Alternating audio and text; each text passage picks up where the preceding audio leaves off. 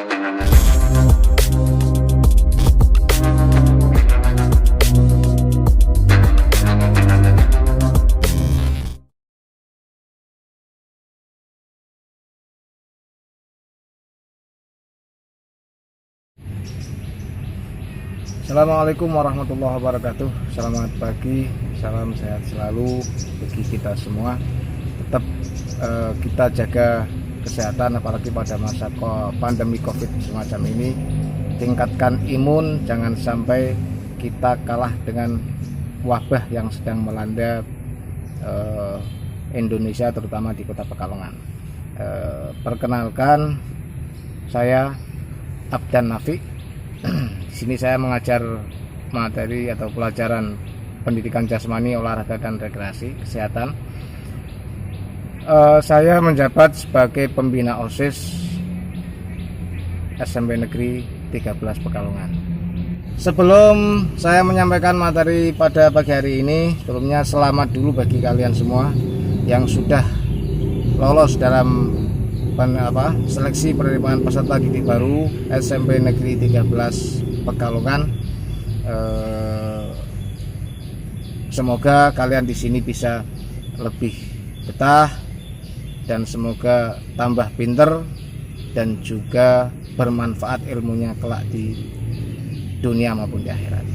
Di sini saya akan menyampaikan dalam kegiatan MPLS ini materi wawasan tentang wawasan wiyata mandala. Apa itu materi wawasan wiyata mandala? Nanti kita akan bahas selanjutnya. Materi wawasan wiyata mandala akan saya sampaikan. Apa itu arti dan makna wawasan wiyata mandala? Untuk wawasan itu adalah suatu pandangan atau sikap yang mendalam terhadap suatu hakikat. Wiyata itu pendidikan mandala. Tempat atau lingkungan wiyata mandala adalah sikap menghargai dan bertanggung jawab terhadap lingkungan sekolah sebagai tempat menuntut ilmu pengetahuan unsur-unsur wiyata mandala. Sekolah merupakan lingkungan pendidikan. 2, kepala sekolah memiliki wewenang dan tanggung jawab penuh atas penyelenggaraan pendidikan dalam lingkungan sekolah. Yang ketiga, antara guru, orang tua siswa harus saling pengertian dan kerjasama erat untuk mengemban tugas pendidikan hubungan yang serasi. Nah, pada poin ini itu sangat penting karena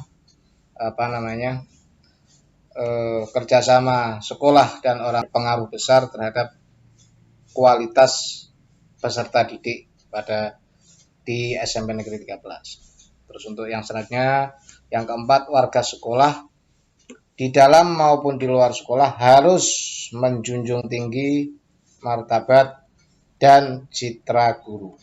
Kelima, sekolah harus bertumpu pada masyarakat sekitarnya dan mendukung antar warga. Untuk B, sekolah dan fungsinya. Sekolah merupakan tempat penyelenggaraan PBM, proses belajar mengajar, itu untuk menanamkan dan mengembangkan berbagai nilai ilmu pengetahuan, teknologi, dan keterampilan. Sekolah merupakan lembaga pendidikan formal, tempat berlangsungnya PBM untuk membina dan mengembangkan 1. Ilmu pengetahuan dan teknologi. 2. Pandangan hidup atau kepribadian. Ketiga itu hubungan antara manusia dengan lingkungan atau manusia dengan Tuhannya. Dan yang keempat itu kemampuan berkarya. Fungsi sekolah. Apa itu fungsi sekolah? Fungsi sekolah adalah sebagai tempat masyarakat belajar karena memiliki aturan atau tata tertib kehidupan yang mengatur hubungan antara guru, pengelola pendidikan, siswa dalam PBM untuk mencapai tujuan pendidikan yang telah ditetapkan dalam suasana yang dinamis. Nah, itu. Terus yang selanjutnya itu ciri-ciri sekolah. Ciri-ciri sekolah sebagai masyarakat belajar, ciri-cirinya adalah 1. ada guru dan siswa, sehingga akan adanya suatu proses belajar mengajar yang tertib. Untuk yang kedua, tercapainya masyarakat yang sadar, mau belajar dan bekerja keras. Yang ketiga, terbentuknya manusia Indonesia seutuhnya.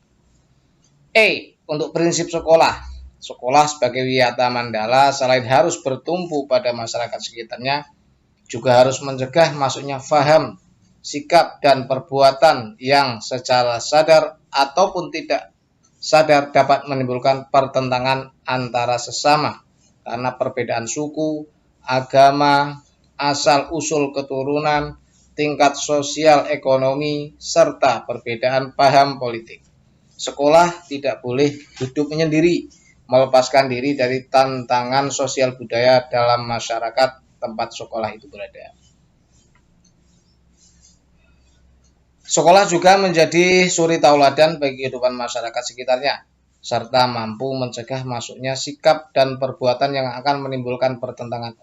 Untuk itu, sekolah memiliki beberapa prinsip, yaitu 1. Sekolah sebagai wadah lembaga yang memberikan bekal hidup. Dalam hal ini, sekolah seharusnya bukan hanya sekedar lembaga yang mencetak para intelektual muda, namun lebih dari itu. Sekolah harus menjadi rumah kedua yang memberikan pelayanan dan pengalaman tentang hidup, mulai dari bernegosiasi, bermasyarakat, bersosialisasi, pendidikan lingkungan hidup, PLH, atau bahkan pengalaman hidup yang sesungguhnya. Yang kedua, sekolah sebagai institusi tempat peserta didik belajar di bawah bimbingan pendidik.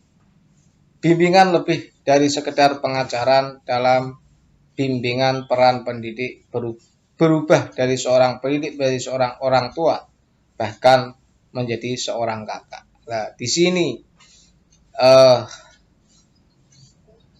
Bapak Ibu guru itu termasuk sebagai orang tua kedua kalian.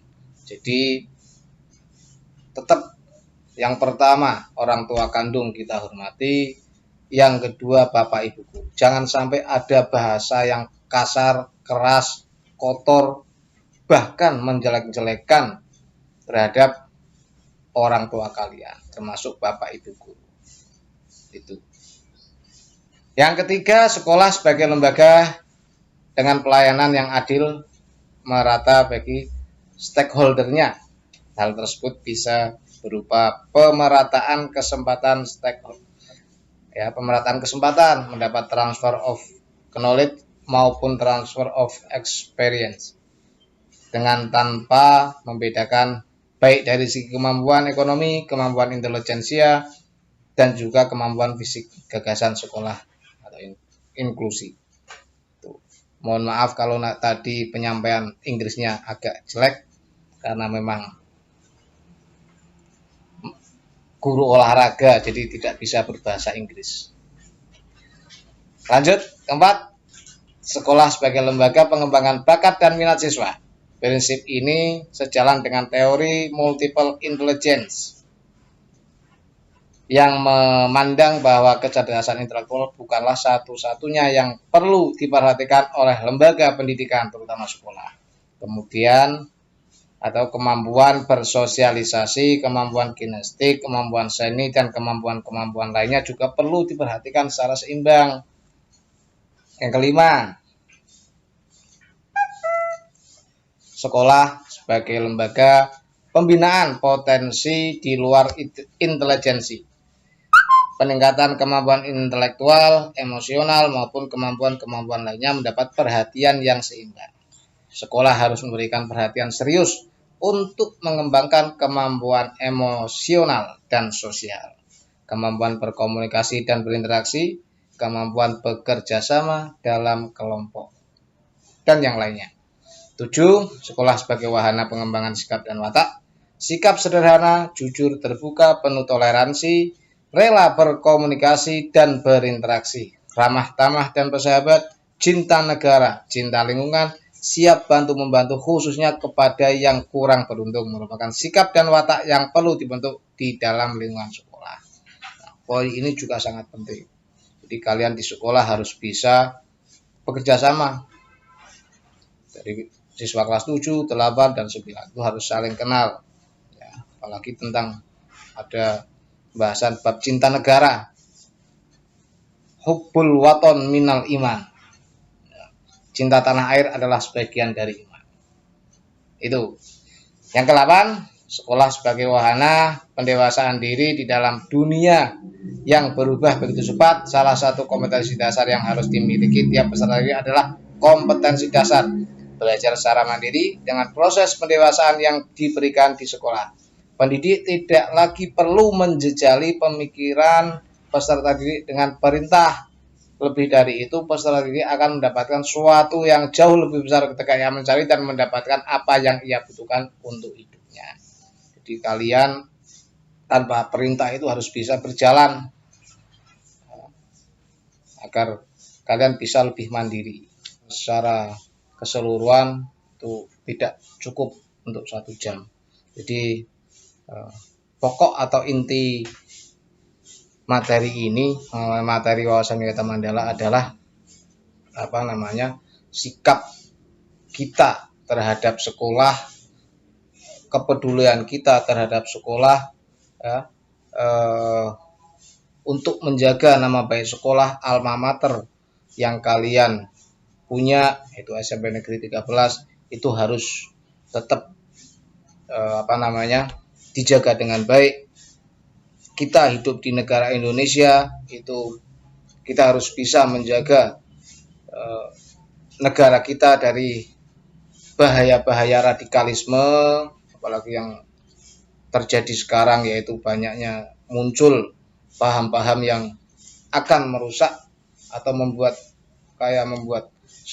negara dalam sebuah negara yang hukumnya itu haram, ya. Jadi inti dari pokok itu, kalian harus bisa menjaga nama baik sekolah dan juga negara. Demikian materi yang saya sampaikan, ya. Semoga kita bermanfaat. Apa yang saya sampaikan tadi bermanfaat. Mungkin lebih lanjut kita bisa saling sharing lah untuk materi ini. Mungkin kalian juga sudah paham dengan arti apa itu wawasan Wiyata Mandala. Demikian materi MPLS tentang wawasan Wiyata Mandala yang saya sampaikan. Semoga apa yang saya sampaikan bisa bermanfaat bagi kalian semua. Tetap jangan lupa tetap jaga kesehatan, olahraga teratur, makan yang bergizi, jangan sampai makan yang membuat kita tambah imunnya turun. Terima kasih. Saya Heri. Assalamualaikum warahmatullahi wabarakatuh.